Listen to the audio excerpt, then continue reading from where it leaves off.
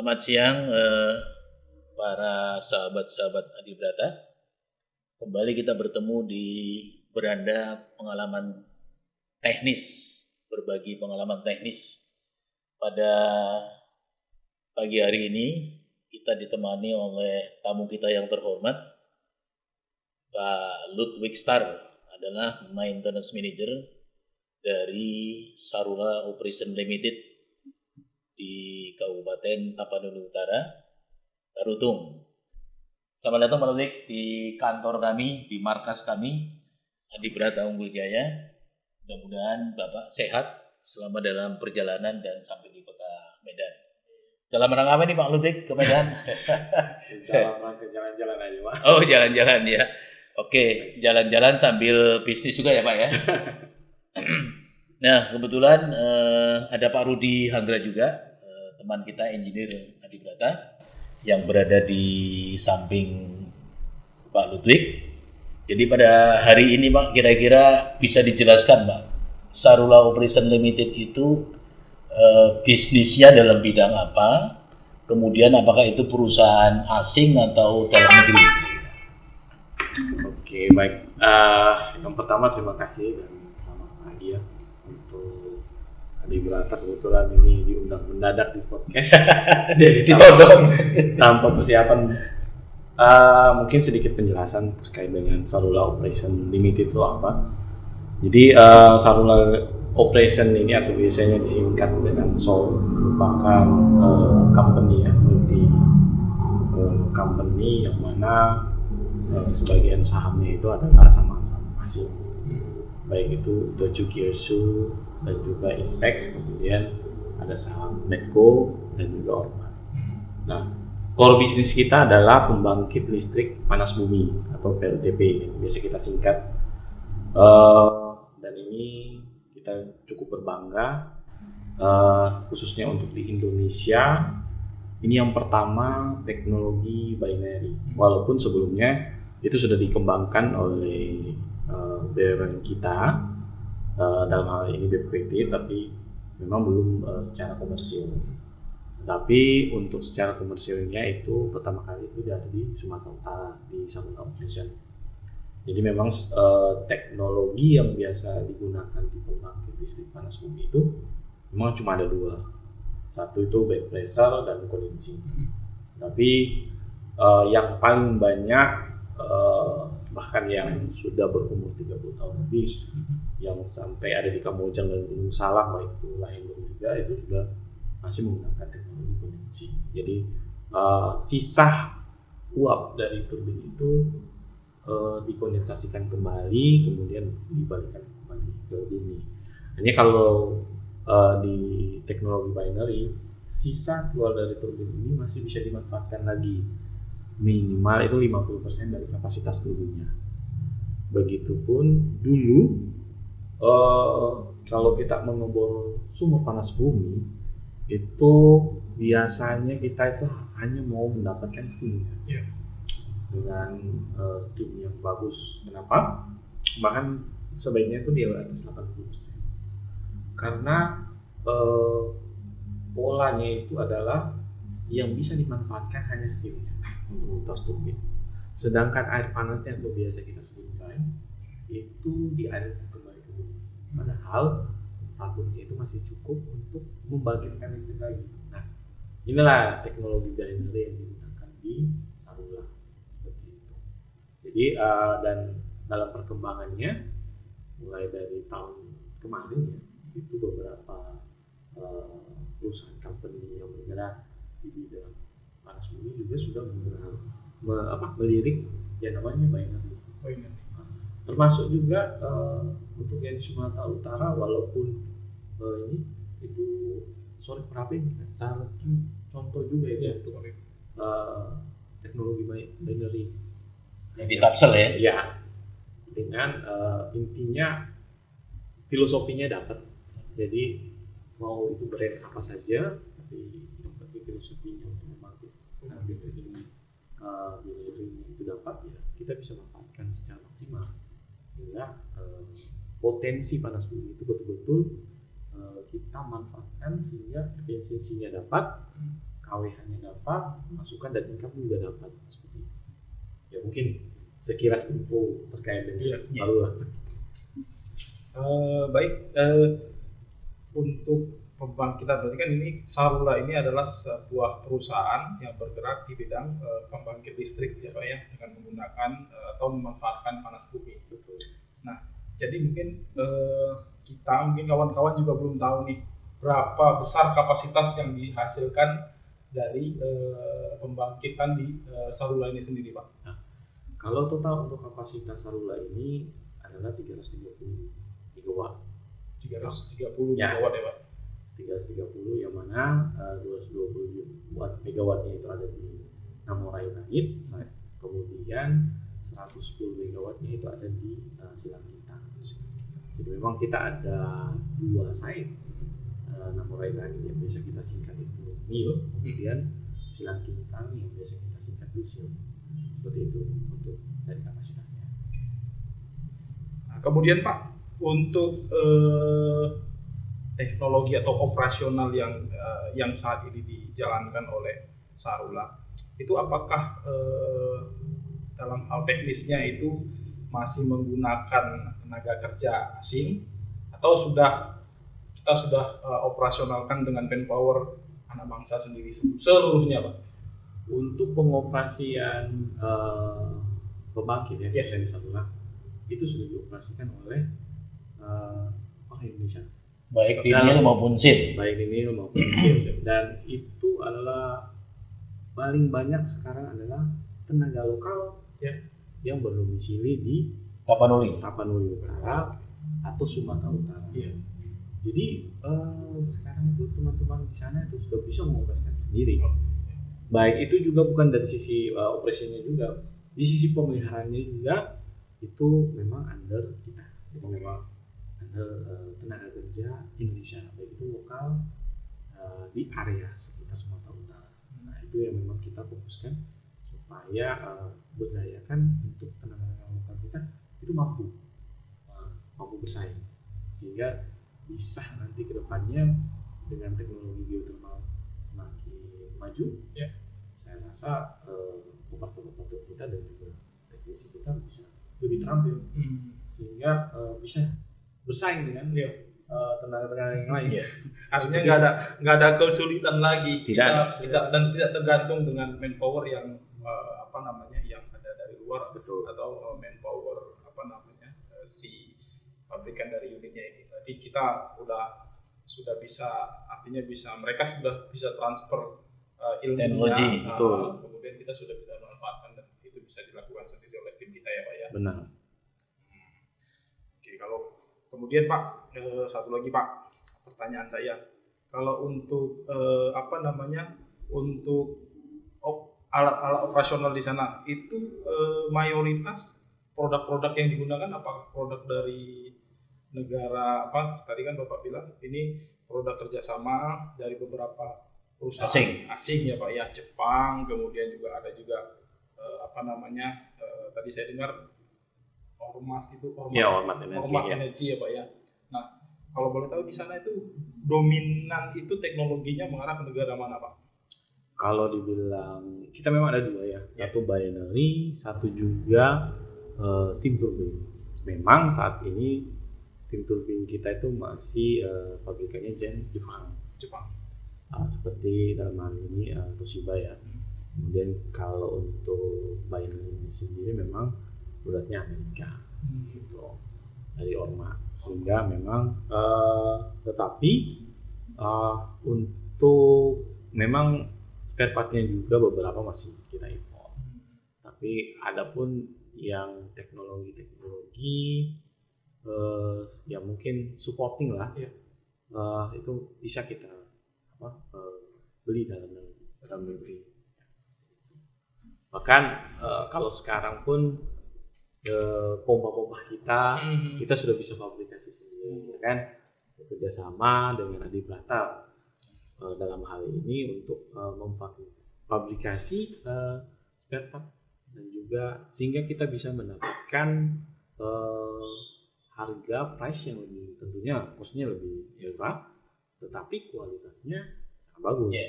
dan tidak kalah dengan Ya. produk Original OEM ya. dan original.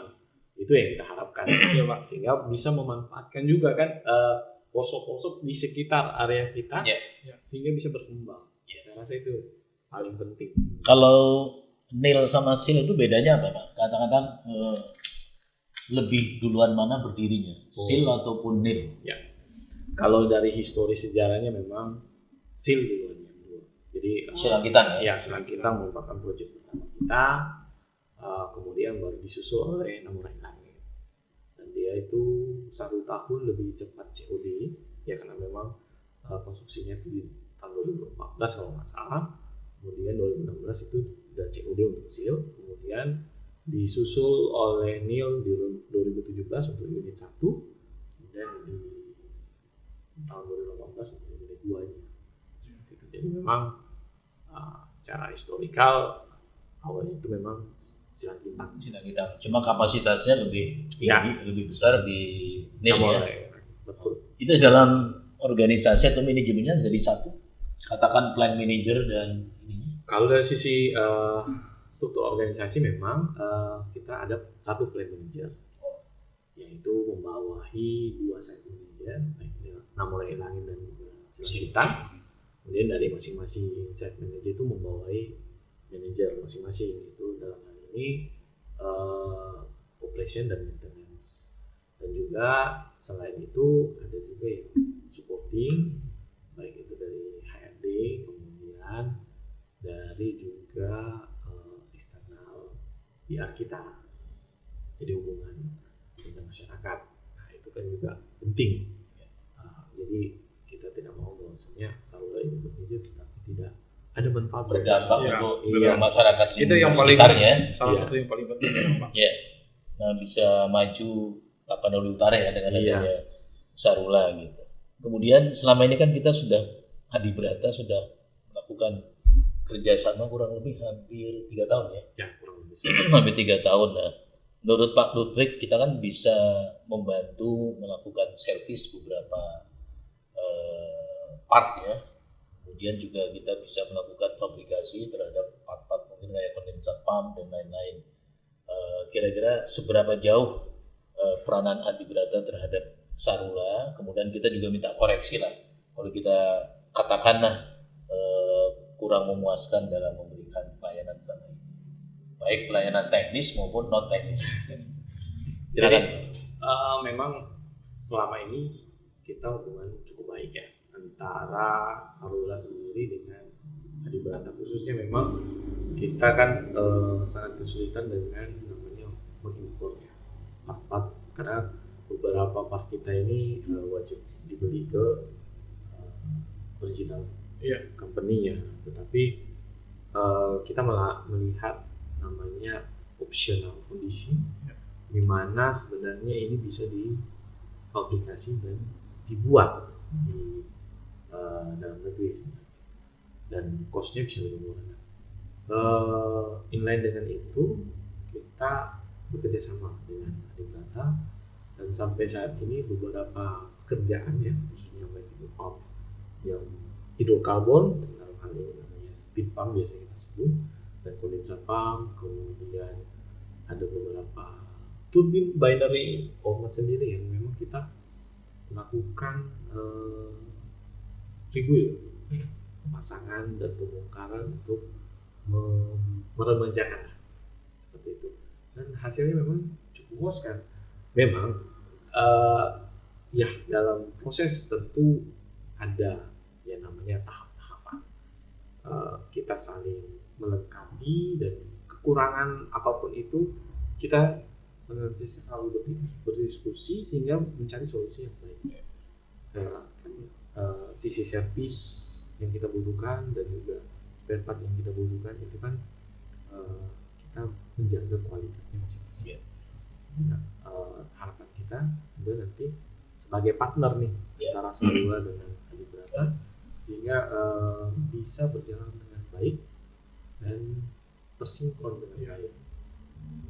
Dan selama ini juga servisnya cukup bagus. Jika memang ada kendala atau apa, responnya sangat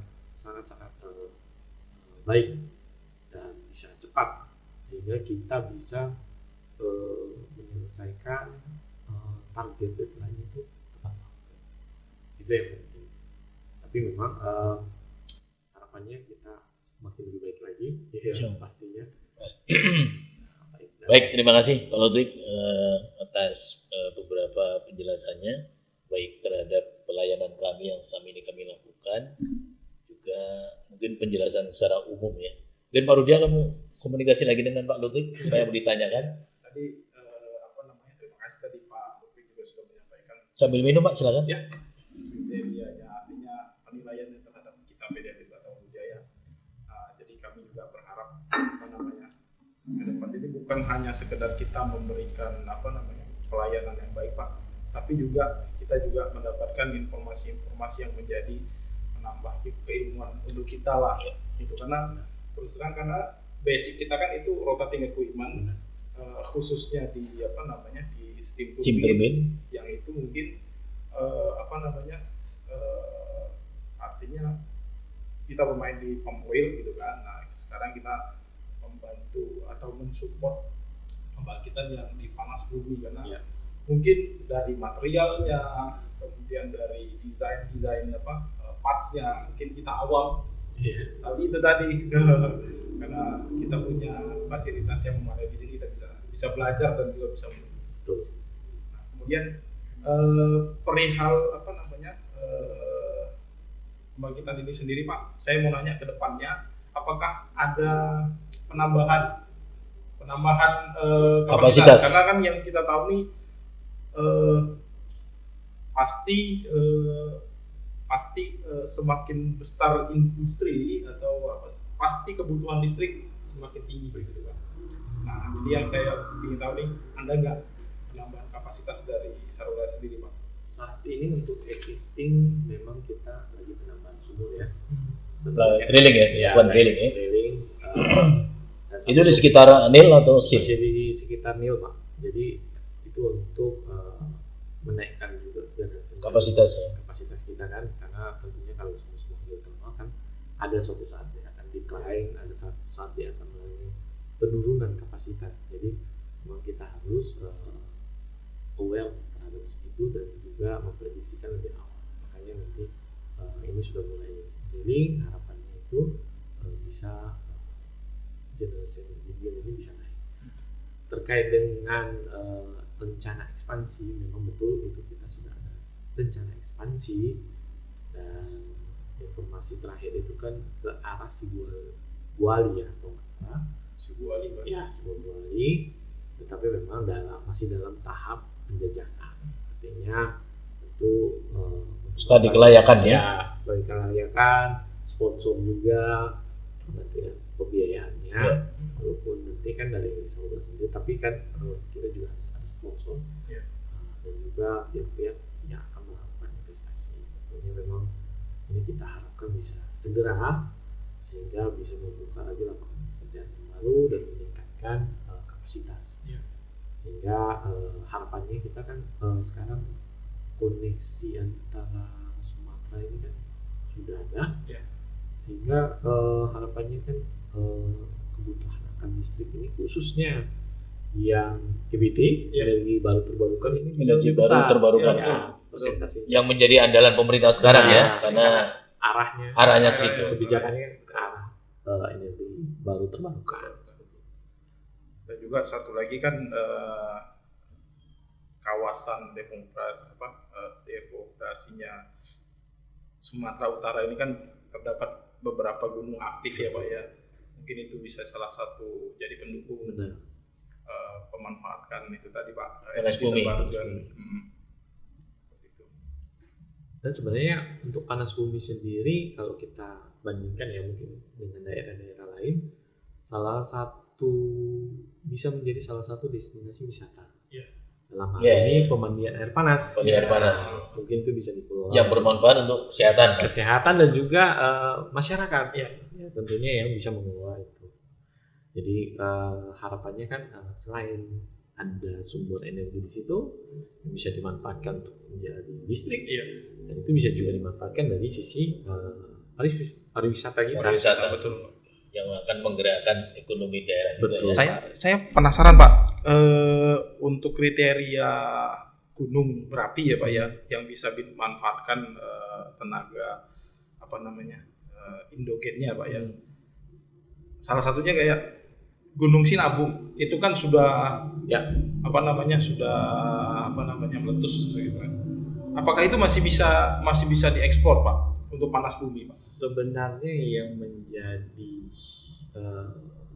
concern kita itu kan sebenarnya harus melakukan studi kelayakan juga ya, karena kalau kita menentukan suatu tempat tentu memang harus dekat dengan yang namanya gunung berapi. Tetapi sebenarnya yang kita butuhkan itu adalah sumber air, ya kan, lempengan panas yang dialiri oleh lava, baru nanti timbul uap kan seperti itu. Jadi bukan hanya kita concernnya ke lava atau gunung berapi, tapi ada sumber-sumber air yang harus kita lihat lagi di kajian tersebut, sehingga baru bisa kita menentukan potensi-potensi panas bumi yang bisa digunakan. Tidak pasti harus dekat gunung berapi, potensinya besar ya. Oke. Paham.